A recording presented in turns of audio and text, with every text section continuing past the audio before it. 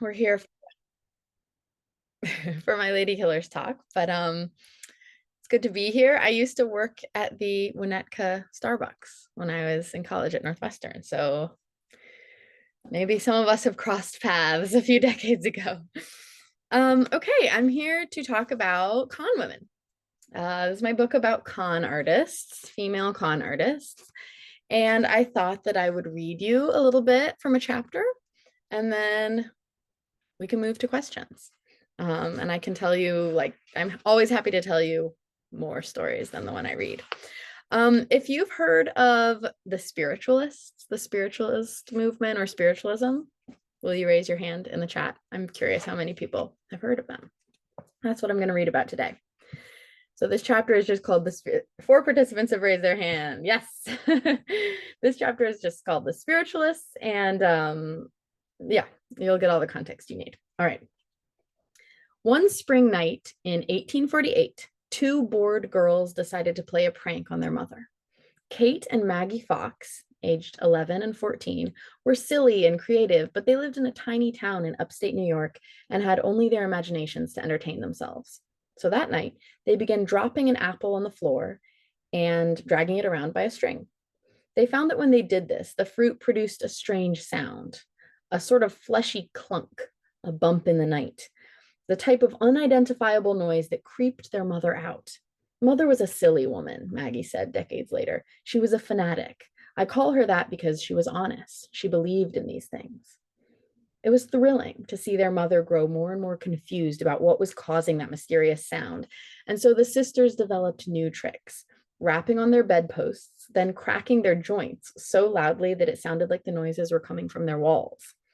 It helped that they were pale and frail looking, exactly the sort of ethereal young things who seemed like they'd attract otherworldly company.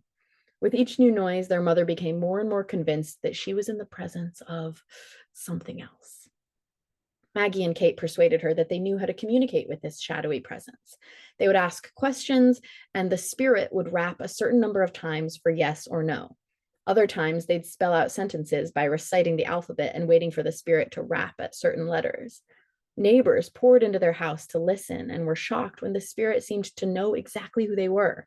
They were even more shocked when the spirit explained who he was. I am the spirit of a murdered peddler, said the spirit, who claimed to be named Charles, killed years ago by a local man and buried in this very basement. A few brave men went down to the basement to look for evidence and came back horrified after their shovels turned up bone fragments and strands of hair. Just like that, they believed. 40 years later, the Fox sisters cracked.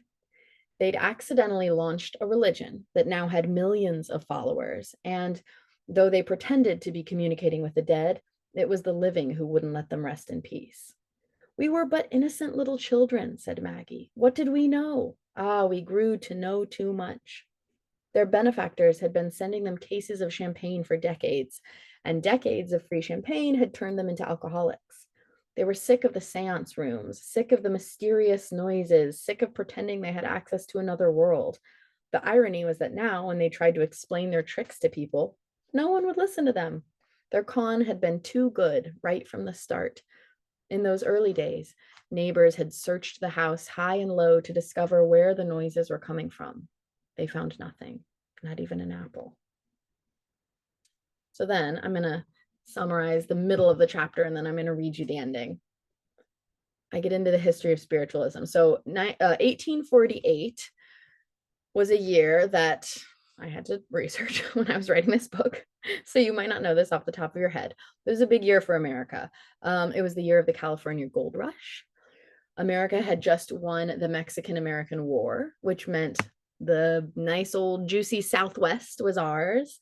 So it was like expansion, innovation, science, materialism, and people were turning away from church. You know, I mean, it's kind of, yeah, turning away from church. I'm sure it was still, America was still people were not turning away from church in the numbers that they are today, but still we were seeing a shift towards sort of science, expansion away from, well, spiritualism. But of course, humans, no matter what they believe, I think it's fair to say we all do have a yearning to believe in something. And so the Fox sisters, when they just invented this silly trick of cracking their joints and dropping an apple and pretending there was a spirit, it was kind of the perfect time in the American brain to invent something that could rush in and fill the void that was there when people left the church. It was like, okay, so we're into the gold rush and we just won this war, but like we kind of still want to believe in something other than ourselves. So let's do seances. There are a bunch. This movement got big fast, and the Fox sisters were always the big kahunas at the top, but there were a lot of spiritualists. There were plenty of male spiritualists, but it was really a movement of women. Women fit the cliche of the sort of frail, ghostly-ish, draping white gowns kind of type person who the spirits would hang out with. And the movement got, I mean, it had started as a trick, but it got really hilariously full of cons fast. Like the mediums would try to one up each other. So the first person levitated a table, and then the next person made sure a violin could dance through the air while playing itself. And there were all sorts of funny reveals. Like at one point, a ghost was dancing through the room and someone just flipped on the light and it was the medium under a bed sheet. I love that detail. Her name was Elsie Reynolds and she was very bold. But there was a lot of damage done too. These mediums are toying with belief, and a lot of the people who are attending these seances were grieving. The Civil War was a big boost for spiritualism because suddenly there's all these people who are mourning a son or a lover or a brother who want to talk to him one last time and who are going to the mediums. So you can see that, and there's a theme throughout this book, that con artists, they target the vulnerable and they can really hurt those vulnerable. And I talk about one medium in here who was like, her name was Anna, let me see if I can remember her full name, Anna Odelia Disdebar, who was just costume after costume, identity after identity, moved all around the US, eventually moved to Europe, partnered up with this creepy man, and kind of had this really disturbing boarding house / cult for young women that they sexually abused, and she ended up having a criminal trial. I use her as an example of, just when we're tempted to laugh at the medium who's dancing around under a bed sheet pretending to be a ghost, it's good to remember that there was real crime happening too, and real hurt happening. Yeah, a lot, many mediums to talk about, many stories, but let me skip ahead now to the end of the chapter and let's return to the Fox sisters. By the time they reached their 50s, the Fox sisters were sick of spiritualism. They'd been the high priestesses of the movement, but life had not been kind to either of them. They were widows and alcoholics. They were furious with their older sister, Leah, for turning them into celebrities. Oh yeah, we skipped over that part, but their older sister knew a business opportunity when she saw one. So she pushed her little sisters into becoming these working mediums, really. And she was kind of their manager, and she pushed hard, and her business instinct was right. They made a lot of money. They invented a whole religion. They were very famous. But, it was a bit of a child star situation, and the sisters were obviously resentful of that. So they were furious with their older sister, and they were plagued with guilt over the fact that they had fooled so many grieving people. Before each seance, Maggie would mutter, "You are driving me into hell." In the fall of 1888, so this 40 years after the movement was invented, Maggie appeared at the New York Academy of Music to give a speech. She was going to do the unthinkable. She was going to reveal all the dirty details of her 40-year-old con job. Kate sat in the audience, nodding along as her sister spoke. "After I expose it, I hope spiritualism will be given a death blow," Maggie declared from the stage. "I was the first in the field, and I have a right to expose it." She told the audience all about the apple, about her gullible mother. She said that after the success of the apple trick, she and Kate realized that they could produce an even spookier sound by discreetly cracking their toes. Like most perplexing things when made clear, it is astonishing how easily it is done, she said. The wrappings are simply the result of a perfect control of the muscles of the leg below the knee, which governs the tendons of the foot and allows actions of the toe and ankle bones that is not commonly known. Such perfect control is only possible when a child is taken at an early age and carefully and continually taught to practice the muscles, which grow stiff in later years. And then she lifted up her skirts and began cracking her toes on stage. If modern spiritualism had been birthed with an apple, it should have died right there. It was like a pastor revealing that he'd been an atheist all along, or a president admitting he didn't care about the Constitution. Here was the movement's founder, a woman who convinced millions of people around the globe that the dead were talking, declaring that the whole religion was based on nothing more than a bit of dim lighting and a set of strangely flexible toes. Even worse, Maggie went on to say that she'd tried to believe and she hadn't been able to. I have explored the unknown as far as human will can, she told a journalist, agonized. I have sat alone on a gravestone that the spirits of those who slept underneath might come to me. I have tried to obtain some sign. Not a thing. No, no, the dead shall not return, nor shall any that go down into hell.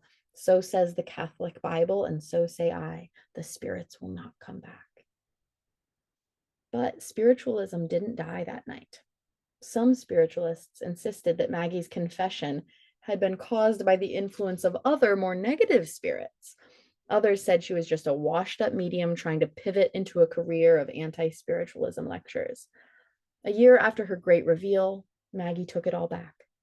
And just when the movement began truly flagging in the early 1900s, World War I rocked the globe, claiming millions of lives and spewing forth a whole new generation of people who yearned to hear from their dead. In fact, despite decades of exposures and bad press, the movement lives on to this day, albeit in humbler numbers. The National Spiritualist Association of Churches has about 2,500 members. And some young people looking for answers and drawn to its comforting aesthetic are starting to experiment with spiritualism once again. Perhaps another war, another global tragedy will bring the movement roaring back and all the clever women along with it. The dead may never return, as Maggie Fox declared, but the movement itself had come alive thanks to the power of the grieving human heart, which had always beat so faithfully beneath the fraud. That's the spiritualists. That's the spiritualists. A wild movement full of bed sheets and floating violins and crime, and started by two teenage girls, if you can believe it. Shall we turn to some questions now, and maybe we can talk about some other stories? Okay, very good. Let's do it. That was super interesting and quite surreal. Okay, so yeah, maybe we'll start off with maybe if you could talk a little bit about what you think makes con artists so convincing. Oh, well, okay. I feel like my answer doesn't apply so much to the Fox sisters because what made them so convincing was really more like the vacuum of belief and grief that they came into. But really, one of the main words I would use to describe the women in this book is likable. And that is really true of con artists across the board, male con artists too. They have to be really likable. You're not going to give your money or, to someone who's unlikable. You're not going to move to another state and give it all up and follow someone who's just kind of irritating.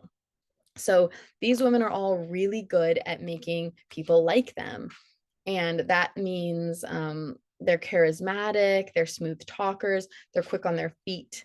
If you catch them in a lie, they know how to dance to the next thing and distract you.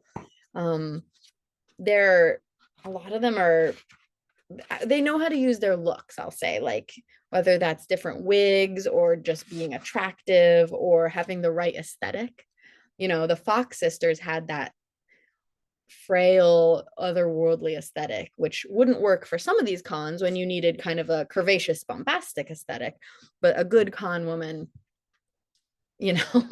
makes herself, knows how to work with what she's got to get what she wants. Cool. All right. Okay, since I don't see any questions from the audience in the chat just yet, I'll move on to, you want to tell us about some of the most evil con artists that you covered? Yes, I do. I feel like there are two in this book who really stand out to me as bad apples. A lot of them, I mean, everyone in this book commits crimes, okay? But there's a lot of, scrappy young girl just trying to make a name for herself. But two women in this book, really bad. One is Sante or Shante Kimes. She's maybe the most famous. You might have heard of her. Actually, I'm curious, raise your hand in the chat if you have. She was part of this mother-son crime team in the 90s. She had a long, someone raised a hand. Yes, Paula, proud of you. She had a long criminal career, which involved cons, but also involved murder. She and her son and her husband ended up killing 3 different people, which is really rare for con artists. In fact, some people think con artists, they call it a non-violent crime, or a white glove crime or something, whereas Sante is proof that it doesn't necessarily have to be. You can be a con artist and be violent. So she's scary. But the other one is, oh gosh, I'm not gonna, let me look up her last name, Tanya something. But I did a section on people who pretended that they were there at a tragedy. It's a very suspicious, or it's a very specific con. Sorry, what was her last name? Tanya Head. She pretended that she was in the Twin Towers on 9/11. She pretended she was on, I mean, this is going to sound so implausible as I tell it to you, and spoiler alert, it's not true, but she pretended she was on the floor where like part of the plane came crashing in, and she had just enough real details that people believed her. Like, she said she was rescued by this man with a red bandana, and he was an actual hero. We know his name and everything. He did save a lot of people that day. So she was just like this leech on the tragedy of 9/11. She was in Spain that day. She was Spanish. Like, she wasn't even in the States, but had always been obsessed with America. And there is this personality. This happens with every tragedy. You take any tragedy and you Google the name of that tragedy and fakers, like 9/11 fakers, any school shooting. I mean, it's horrible to think about. You will find someone. Hurricane Sandy fakers, it's a thing. People, a lot of times it's to get money. People are like, oh no, help me, I lost everything, and here's my GoFundMe. But Tanya Head never made a cent from her con, but she rose to being the head of this 9/11 Survivors Association. Just really rapacious. You might be thinking, like, why am I so upset at this lady? But there was just something about the way she used real tragedy, and put herself at the center of it, that I just find really almost evil. So those are my two. Okay, once again, quite bizarre. Yeah. Yeah, you would not think. Yeah. Yeah. Okay, what about some of the most fun con artists that you've covered? Okay, the fun ones who didn't really hurt anyone. Well, everyone's sort of. I was gonna say this woman in, 1600s France or whatever, but she sorry, this book came out a couple years ago, so I'm second guessing all the dates. 1700s France, but some historians argue she was part of the reason the French Revolution happened, so I can't count her as fun. But this very little known con artist, I was proud of finding this case because I haven't found anyone else who wrote about this woman other than in the 50s when her crimes happened. But her name was Margaret Lydia Burton, and she was this weird woman who just seemed addicted to reinventing and starting over. She didn't seem to be doing it for the fame like a lot of con artists, and not really for the money. She just seemed addicted to the chase and kind of, leaving town in a stolen convertible with the police hot on her heels. And she got her daughter involved too. But she was fun in that she you know, she swindled some doctors out of money, but she didn't ever like physically harm anyone or anything like that. And she was a dog breeder and she got all these expensive dogs.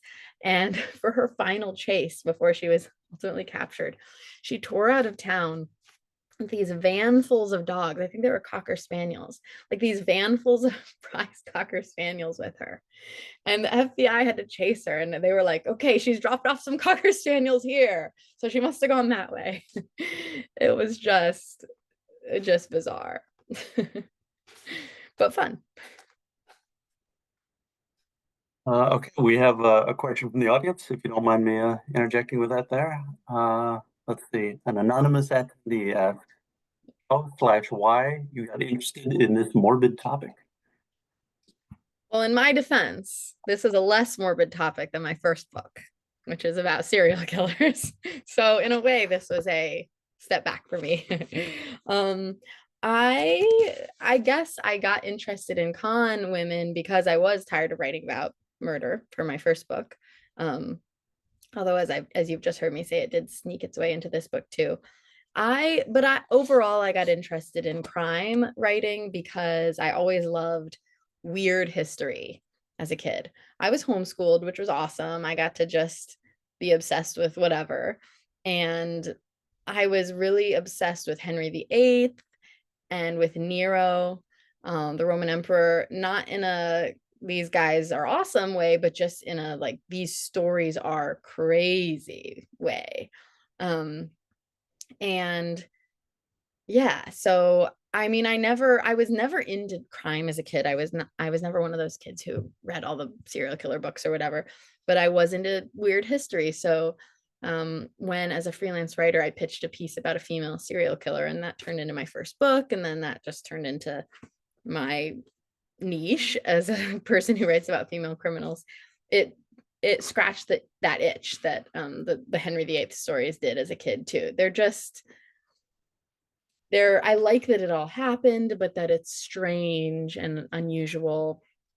And I do think there's often a lot that you can say beyond just the crime. You know, I don't really care so much about the exact crime, especially when it's murder. It's like that's sad to me. I don't like particularly enjoy writing about that. But what the repercussions are, if criminals get famous, if they don't get famous, how they get written about and remembered, I think all that is really fascinating.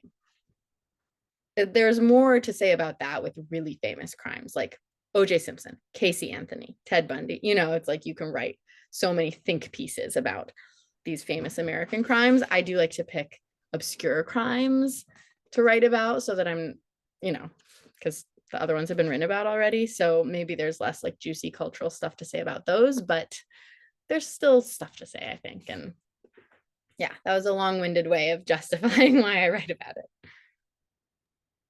Yeah, I guess drifts do tend to make for pretty compelling stories, which is probably why there's so many documentaries and I Oh, suppose fictionalized adaptations of them.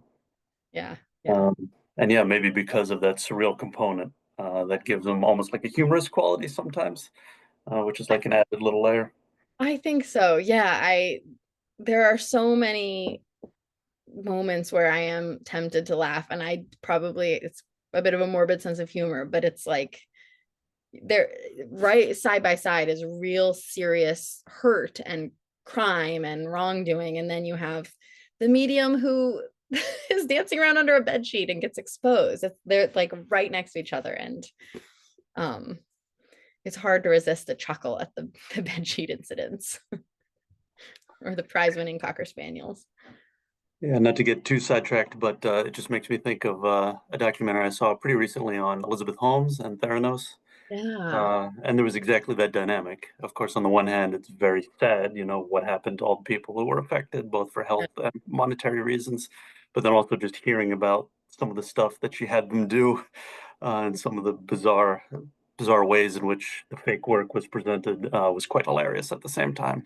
And kind of the Right. intermingling of those two components. Totally. It's so audacious that I think we can't help but being really fascinated. It's like, oh my gosh, imagine she changed her voice. It's so crazy. Audacious is a good word for it. Yeah. Okay, got another question from the audience. The question is there a difference between basically male and female con artists in your mind and their psychology?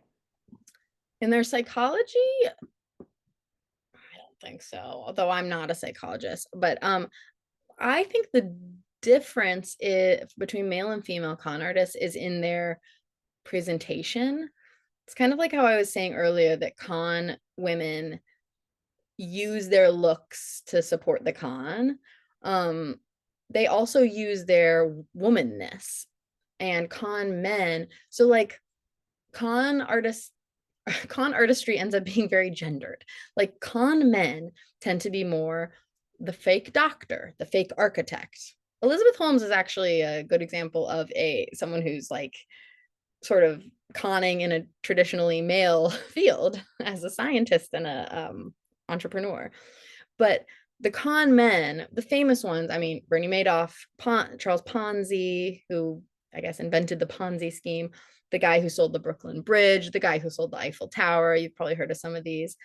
These are kind of male cons. And a con woman is not going to bother with those because she knows a con woman is going to use the sexism and the cliche. It's all material for her. Con women are feminists like to themselves, but they're not feminists for the rest of us because it's like the con woman has no interest in breaking the glass ceiling by pretending to be a doctor and convincing people. She knows that's going to be harder because people are going to be more skeptical of a woman who says she's a brain surgeon. So she's going to be a grieving widow. Does that make sense? It's like they use these cliche gender roles to their own advantage. So I would say that's a big difference. Although ultimately the motivation, I guess, would be the same between a man pretending to be a doctor and a woman pretending to be a grieving widow. But that is the big surface level difference, if that makes sense. Yeah, it does make sense. Could you tell us a little bit about how you did your research for the book? Yeah, this book was fun to research because I came into the present age. I did like, you know, Marie Antoinette era France and the Fox sisters in the 1800s, but then I did a couple women who are still alive today, which I did not do for my serial killer book. So I'm just looking at my table of contents to remind me. So I did my usual newspaper archives. For the older cases, books written by historians who have already combed through the Marie Antoinette stuff much better than I ever could. But then for the more current women, I did like Rose Marks, who was a fortune teller in Florida I believe she was arrested in 2008. So yeah, she's still in prison now. And anyway, I did interviews for those. So Rose didn't want to speak to me, but I spoke to her son and I spoke to the detective who caught her or who surveilled her for years and literally went through her trash and things like that. So it was fun to have a variety of research methods. I didn't have to do an interview for every chapter, but it was nice to be able to do an interview for the more modern chapters. Yeah, that's cool that you got to do the interviews. That must have indeed been pretty fun. I was nervous talking to her son because it's funny how how much I am conditioned to be polite because I was like nervous to like imply that his mom was a criminal, even though she's literally in federal penitentiary. I was like, I can't have him thinking I think his mom did anything wrong. So I was kind of beating around the bush. It was dumb. Yeah, easy to imagine. Yeah. Okay. Why do you think people believe the, as you've said, crazy and audacious stories that con artists tell? Well, I think con artists are really good at finding people who are really desperate to believe, whether that's because they're sad, sick, grieving, broke, or just a more susceptible personality. So like a good con artist is very good at finding marks or victims. They're not going to just try their thing on anyone. The likability also helps, the charisma. And I mean, some of these women, like Rose Marks, whose son I talked to, her clients, aka victims, were really broken. They had a brain cancer diagnosis. They had lost their son, just very sad, desperate for a fortune teller to help them. But I've been conned in little ways by people. Once living in Chicago, a man got $40 out of me and with this story, and I was convinced he was going to come back the next day and give it to me, and he didn't. And in retrospect, it was so obviously a con. So, and I'd like to think I'm not the most susceptible person ever, and I wasn't particularly sad then. So I do think that something that is beautiful about humanity is that most of us are willing to believe each other. Hopefully, we're not going in. I'm not coming into this event thinking that like you guys are going to get me. It's like there's trust in most human interactions. I think that's fair to say, just a little. And con artists exploit that very well. So in a way, I think the con artist does show something that is really lovely about humanity. And I wouldn't want humans to stop getting conned, because then it would mean we were completely closed off to each other. Okay, makes sense. And yeah, the check we sent you totally is not going to bounce. Just FYI. All right, we have a question from Stu Gordon. She asks whether you have studied modern psychics, and adds that she believes that the whole industry seems like a scam. Yeah, I mean, I haven't studied them particularly, just the women in my book. So the fortune teller, I guess you could call a modern psychic. But I don't know if you're talking about like the phone lines particularly. I think that this issue is hard, and the spiritualists are basically old school psychics, kind of ish. And yeah, I think it's like 99.9% a scam. But maybe every now and then someone does come along who does have some sort of gift. I don't know. I know that sounds crazy. I've never experienced that myself, but I think the reason these industries do last is because we want them to be true so bad, and also because we don't know everything about the world, and there is mystery out there. And I don't want to sound too crazy, but I guess I believe that there is a chance that maybe somewhere out there there's a psychic who knows what she's doing, but I think most of them are scams, and that makes the whole thing complicated for me. But yeah, don't give your money to anyone. Don't give your money to anyone talking about the future. It is a scam. Fair enough. Yeah, fair enough. Words to live by there. Yeah. All right, we have a question from Stephen that's a little open-ended.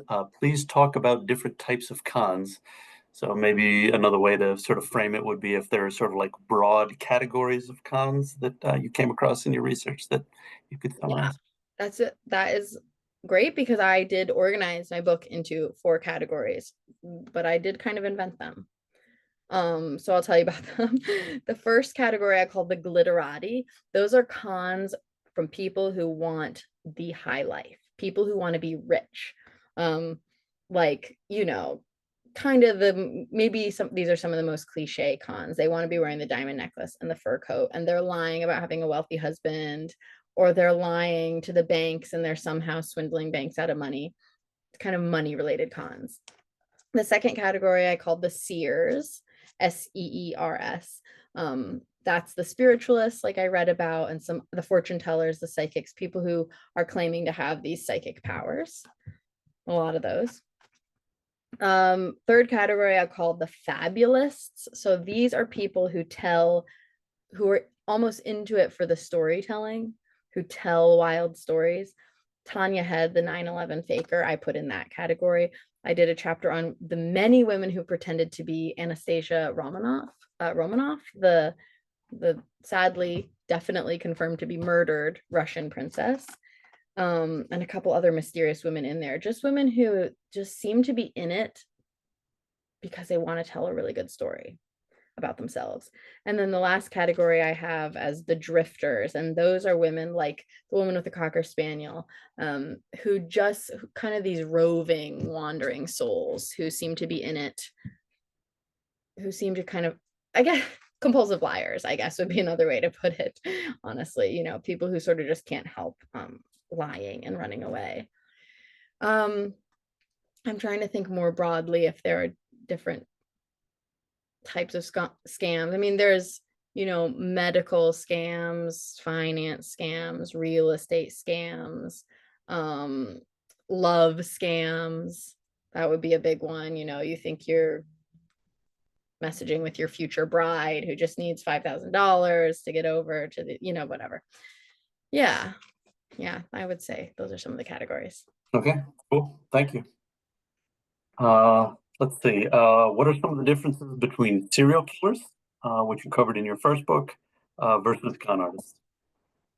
Well, obviously the crimes are different. Different degree of seriousness. But I do think that there are more similarities, personality similarities than people realize, because serial killers also do kind of have to be charming and likable. You know, if you're gonna poison 5 husbands, you have to get 5 husbands. You know, if you're gonna, they're not usually these totally antisocial outcasts because they have to be able to, especially female serial killers who tend to kill people they know, they have to be like in society in order to do their crimes. So I did find weird similarities, but con women more spunk and verve, I guess, you know, they just seem to be happier, if that's okay to say, you know, kind of in it for the rush. Although I suppose some serial killers you could say that about, but I would say in general, yeah, con artists are more in it for the game. And then serial killers are obviously at the end of the day psychopathic and cruel and horrible.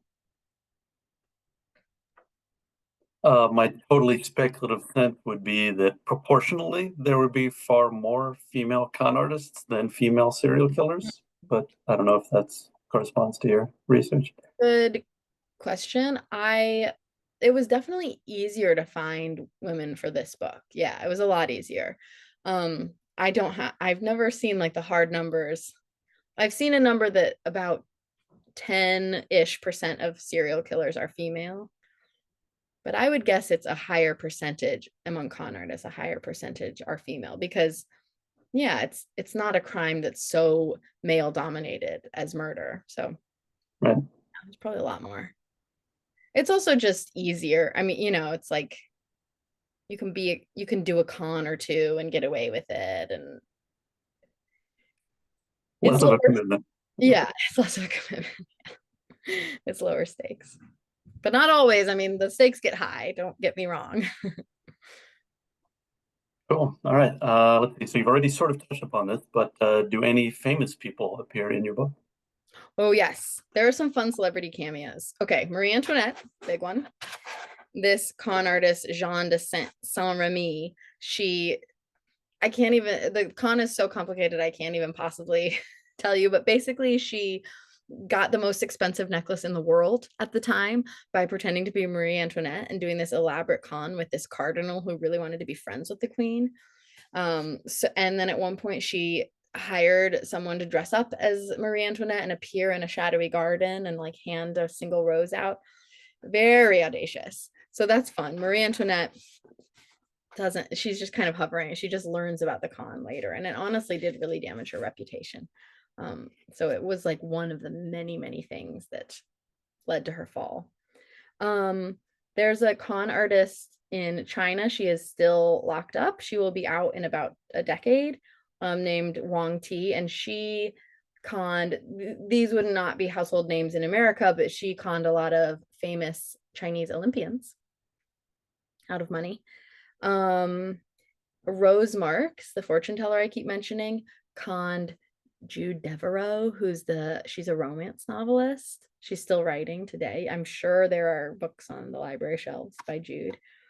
And there was another one I wanted to say. Oh, Bonnie Lee Bakley was a big case. You might have heard of a couple decades ago, but she married Robert Blake, who was a famous actor I think he's still alive, and I want to say he's 80s, maybe even 90. But anyway, she married him. She always wanted to marry a celebrity, and she kind of conned her way into a celebrity marriage.